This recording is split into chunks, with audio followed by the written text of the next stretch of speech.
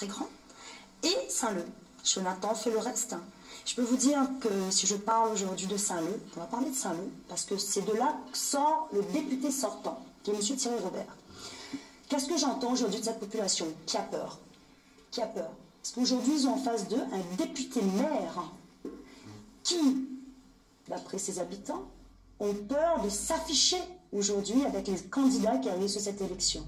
Mais ce député, M. Thierry Robert, et je m'adresse bien à lui ce soir, il a été absent dans les familles saint-louisiennes. On ne le voit pas, et c'est ce qu'on lui reproche aujourd'hui.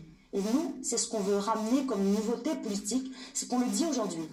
On fait du terrain depuis un moment, on est peut-être des jeunes, mais on est engagé en politique depuis plusieurs années, Jonathan et moi-même.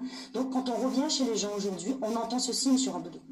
C'est que ce député, notamment par son absence à l'Assemblée nationale, est aussi absent aujourd'hui dans le territoire et dans la circonscription que la population, que les électrices et les électeurs ont élu. Voilà ce que je reproche aujourd'hui aux députés sortants.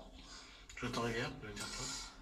Moi aussi de même, et surtout si on regarde les statistiques qui viennent sortir il y a quelques jours, c'était dans le journal de Lille, on peut voir que monsieur le député sortant est le plus mauvais élève des députés à La Réunion. Il était présent 46 fois sur 398 fois. Donc c'est un très très mauvais élève, très absent.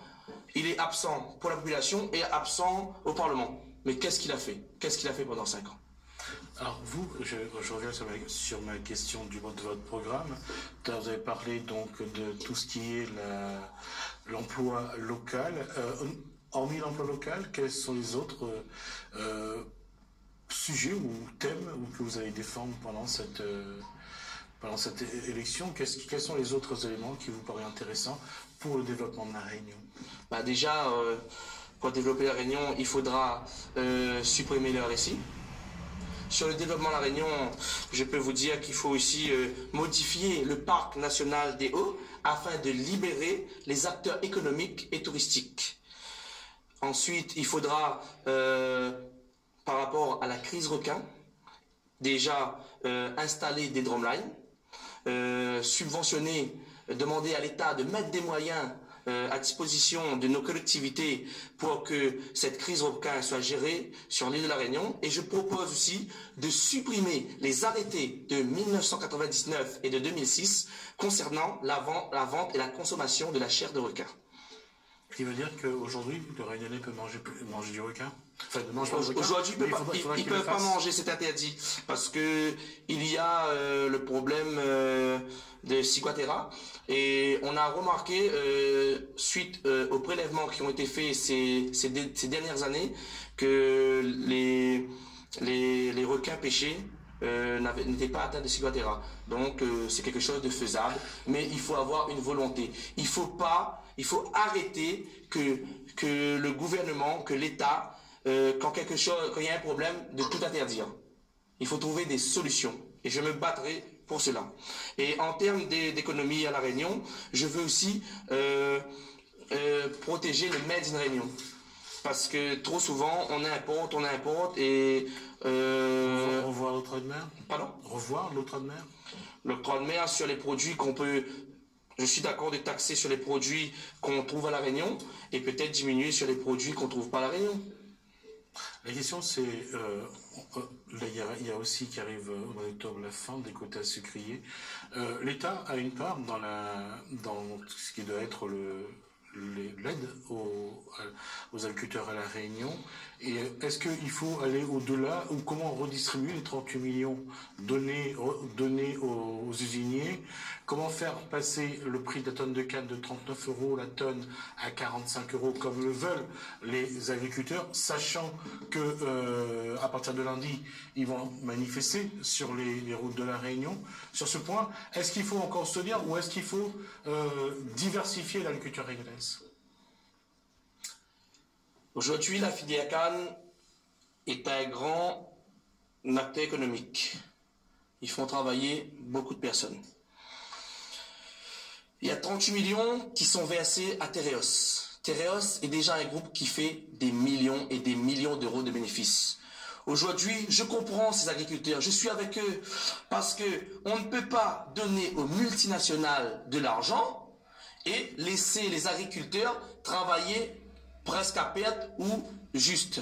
Surtout qui sont très pris par les charges qui ne cessent d'augmenter et les multinationales qui ne cessent de presser le citron des agriculteurs et des éleveurs. On peut dire la même chose pour les producteurs laitiers qui sont pressés, et aujourd'hui il faut qu'on protège les petits artisans et les agriculteurs à La Réunion et en France. Alors, dernière question, puisqu'on va arriver au bout de ces 17 minutes de discussion. Pour vous, aujourd'hui, qu'est-ce qu'il faut faire bouger pour que vous, les jeunes, en politique, vous ayez votre place et vous ayez votre mot à dire? Il faudrait arrêter que les mentors politiques arrêtent de se partager les postes au plus haut. C'est-à-dire arrêter les cumuls de mandats.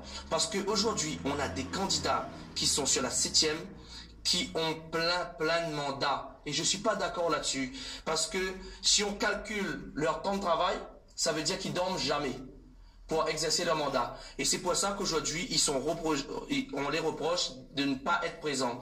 Et nous, par notre jeunesse et par notre verbe, nous, on sera disponible. Si je suis élu demain député, je ferai que ce devoir de député et je ne voudrais pas aucun autre mandat. Un seul mandat par homme. Anisha Lebeau, comment demain, si Jonathan Rivière est à l'Assemblée nationale, quel va être le rôle d'Anisha Lebeau? Mon rôle, quand j'ai décidé de rejoindre Jonathan, a été clair entre nous. C'est que, et là je m'adresse vraiment à cette population de la 7e circonscription, c'est que Jonathan aura le rôle de vous représenter au sein de l'Assemblée.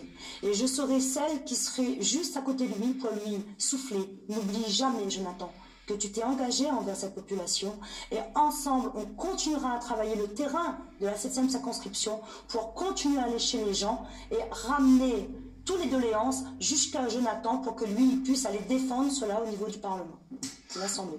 D'accord. En tout cas, merci pour d'avoir développé en tout cas votre programme et votre posture sur cette 7e circonscription. Je rappelle donc que Jonathan Rivière est candidat sur la 7e circonscription avec l'étiquette LVR, la voix de la Réunion, avec comme suppléante donc Anisha Lebeau. Vous serez donc dans cette course-là. On aura l'occasion peut-être de voir un petit peu plus loin, sans vous inviter, voir un petit peu comment vous faites. En tout cas, merci. On va juste nous faire la transition parce qu'on va recevoir